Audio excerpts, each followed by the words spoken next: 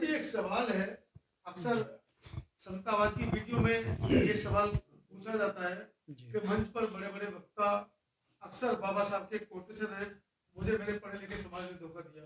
जी, और पढ़े लिखे वक्ता डॉक्टर, वकील, प्रोफेसर, आईएएस, पीसीएस अक्सर इस बात को दोहराते हैं। जी, लेकिन जो सामने बैठा जो जनमानस है, जो पढ़ा लिखा जनमानस है हुँ, और जो बाबा साहब को मानता है, उसके सामने बार-बार ये बात दोहराई जाती है, तो कहीं न कहीं वो जो लोग हैं, वो थोड़ा निराश भी होते हैं कि हम लोगों को ये बार-बार ये बात कही जाती है, जी, जी, जबकि वो बात बाबा साहब ने किस परिदृश्य में कही थी, किस जी। समय, काल और क्या उस समय परिस्थिति रही कही थी। लेकिन आज के वर्तमान समय में क्या इस बात को बार-बार दोहराना हमारे वक्ताओं के लिए उचित है या बार-बार इस बात को बताया जाना जी, उचित है? आप किस नज़र से इस वक्तव्य को बाबा साहब को उस समय से और आज के जी। समय को देखते हैं? तो सबसे पहले तो मैं अपने मित्र मनोज कुमार एंटानी साहब को और उनके चैनल को समता चैनल को बहुत-बहुत साधुवाद देता हूँ। रहा सवाल ये कि बाबा साहब डॉक्टर अम्बेडकर ने जो ये बात कही थी, तो ये 18 मार्च 1956 को आगरे पर ये रोते हुए बात कही थी कि मुझे जो धोखा दिया वो मेरे समाज के पढ़े लिखे लोगों ने धोखा दिया।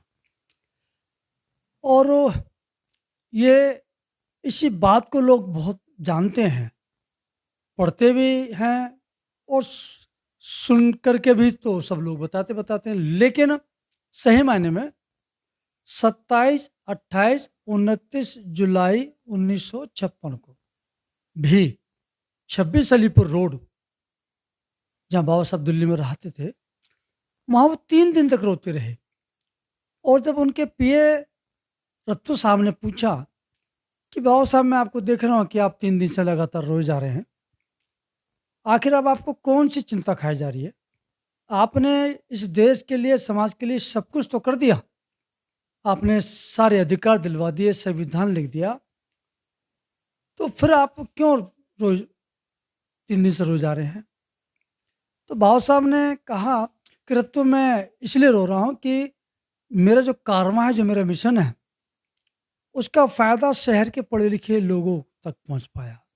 और मुझे पढ़े लिखे लोगों से ये उम्मीद थी, मैं चाहता था कि मेरे इस कारवां को आप गाँवों में लेकर जाएँ और गाँवों में जो लोग जिस जिस परिवार से, जिस गाँव से आप लोग निकल के आए हो, तुमने उन लोगों में जाना छोड़ दिया। तो मेरे इस कारवां को लेकर के आप वहाँ पर जाएँ, उनको बताएँ और ये पढ़े लिखे लोग रंगीन टीवी,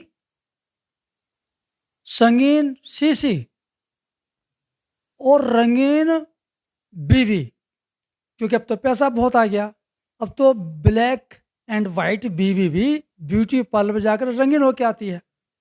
तो बाबा साहब डॉक्टर अम्बेडकर, ये इनके 2 जो डेट हैं, 27-28 29 जुलाई 1956 को और 18 मार्च 1956 को, जो आगरे में उन्होंने कहा कि मुझे जो धोखा दिया, वो मेरे समाज के पढ़े लिखे लोगों ने धोखा दिया।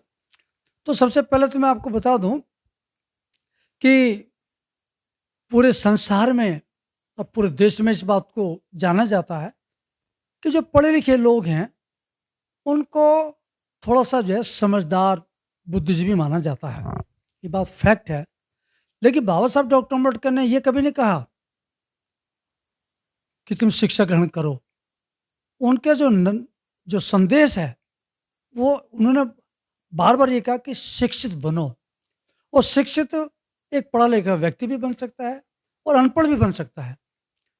मैं ये तो नहीं कहूँगा कि मैं उसमें ज़्यादा डिटेल में नहीं जाना चाहता, क्योंकि पढ़ा लिखा व्यक्ति जितना देश के लिए घातक सिद्ध हुआ, डिपार्टमेंटों में यदि किसी ने ल रिश्वत के आधार पर, निकम्मेपन के आधार पर, यदि भ्रष्टाचार के आधार पर जो डिपार्टमेंटों को जो खत्म कर दिया, समाप्त कर दिया, यहाँ तक कि अपने परिवार के साथ माँ-बापों को भी यदि अनाथ यात्रा में भेजा है, अपने भाइयों से यदि मुख मोड़ा है, समाज से यदि मुख मोड़ा है, तो पढ़े लिखे लोगों ने इस काम को किया। और आपको बता दूँ कि इस संसार के अंदर बता रहा हूँ कि जितने भी पागल खाने हैं, उन पागल खानों में मुश्किल से 1 या 2% आपको अनपढ़ पागल मिलेगा। 98% 98% पढ़े लिखे लोग पागल मिलेंगे। मैं इस बात को ज़्यादा डिटेल में नहीं लेने जाना चाहता, लेकिन जो कम पढ़ा लिखा वर्ग है, जो सीधा साधा मजदूर तबका है, उसकी एक गलती है कि वो ऐसा मानता है कि पढ़ा लिखा व्यक्ति उसका आदर्श है, नेता उसके आदर्श हैं, वो जैसा चल रहे हैं, खा रहे हैं, पहन रहे हैं, बोल रहे हैं, वो करेक्ट है, जबकि वही भटका हुआ है। आपको मैं, क्योंकि ज़्यादा समय नहीं है, लेकिन डिटेल से छोटी सी कहानी बता रहा हूँ। एक राजा था, और राजा को घोड़े पालने का बहुत शौक था, घोड़े खरीदने का बहुत शौक था। उस पे एक घोड़ा ऐसा था कि उसकी प्रतिभा, उसका टैलेंट चारों तरफ थी। बड़े बड़े राजा उसको खरीदना चाहते थे, लेकिन उस राजा ने कहा कि नहीं, मैं उसको बेचूंगा नहीं, ये मेरी जान है, मेरी शान शौकत है। उसमें इतना टैलेंट थी, प्रतिभा थी। लेकिन एक दिन क्या हुआ, उसका राजा का चेहरा उदास, बिल्कुल मरने को तैयार। रीजन क्या कि वो जो उसका घोड़ा था, जो उसकी शान शौकत जो थी, जो उसकी जान थी, जो बड़ी बड़ी कीमत लेकर लोग राजा आते थे, उसको बेचा नहीं, वो घोड़ा लंगड़ा हो गया। एक विद्वान आया, विद्वान ने पूछा राजा से, आप क्यों परेशान उदास हैं? उन्होंने कहा कि क्या करूं, मेरा एक जो टैलेंटेड प्रतिभावान, जिसकी वजह से मेरी शान शौकत थी, वो लंगड़ा हो गया, और मैंने दुनिया भर का इलाज करवाया, ठीक नहीं हुआ। तो उस विद्वान ने कहा कि एक बार मेरे सामने भी लेकर के आओ। तो उसने अपने जो उस घोड़े का गुरु था, आदर्श था, ट्रेनर था, उसको कहा कि उसको लेकर के आओ। तो उसने देखते ही कह दिया विद्वान ने कि आपका घोड़ा ठीक हो जाएगा। तो राजा बड़ा चौंका। मैंने हजारों वैद्य हकीम से इलाज करवाया, ये तो ठीक नहीं हो पाया, आप कह रहे हो कि ठीक हो जाएगा, क्या फिर भी बताइए मुझे क्या करना पड़ेगा? तो उस विद्वान ने कहा कि जो इसका ट्रेनर है, जिसका आदर्श है, जिसको अपना गुरु मानता है, इसे चेंज कर दो। और वही हुआ, आदर्श ट्रेनर चेंज हुआ, घोड़ा ठीक चलने लगा। इस कैसे चमत्कार हुआ? उस घोड़े का जो ट्रेनर था, जो उसका गुरु था, जो उसका आदर्श था, उसके पैर में चोट लग गई थी, वो लंगड़ा होकर के चलने लगा। तो घोड़े ने सोचा कि मेरा गुरु घोड़ा जैसा चल रहा है, ये भी एक ट्रेनिंग का, ज्ञान का एक पार्ट है। वो उसको फॉलो करता रहा और लंगड़ा हो गया। लेकिन उसका गुरु चेंज हो गया, ट्रेनर चेंज हुआ, तो घोड़ा भी ठीक हो गया। बस मैं ये कहना चाहता हूँ कि इस देश के सीधे साधे भोले लोगों, मजदूरों, जो पढ़ा लिखा बहुजन समाज का, चाहे वो ओबीसी है, चाहे वो दलित है, यदि कोई पढ़ा लिखा मंदिरों में जा रहा है, रामकृष्ण के गीत गा रहा है, वो समाज के लिए बहुत घातक है, वो आदर्श हो नहीं सकता। इसलिए बाबा साहब डॉक्टर अम्बेडकर ने कहा कि मुझे जो धोखा दिया, मेरे मिशन को जो धोखा दिया, वो मेरे समाज के पढ़े लिखे लोगों को धोखा दिया।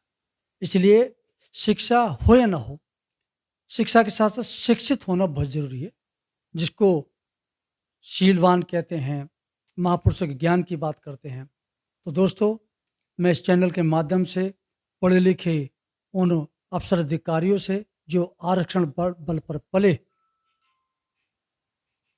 डॉक्टर, इंजीनियर, वकील, जज, और खासकर इस देश के लिए जो सबसे घातक हैं, दलित समाज के जो नेता हैं, जो हरिजन नेता हैं, जो तिलक लगाते हैं, गंगा नहाने जाते हैं, होली दिवाली पर बढ़ चढ़ के पैसा खर्च करते हैं,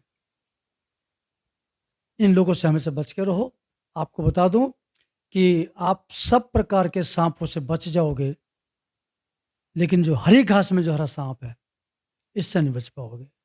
ये हिंदू धर्म हम सब के लिए, नेता और जितने भी पढ़े लिखे अफसर अधिकारी जो हरिजन हैं,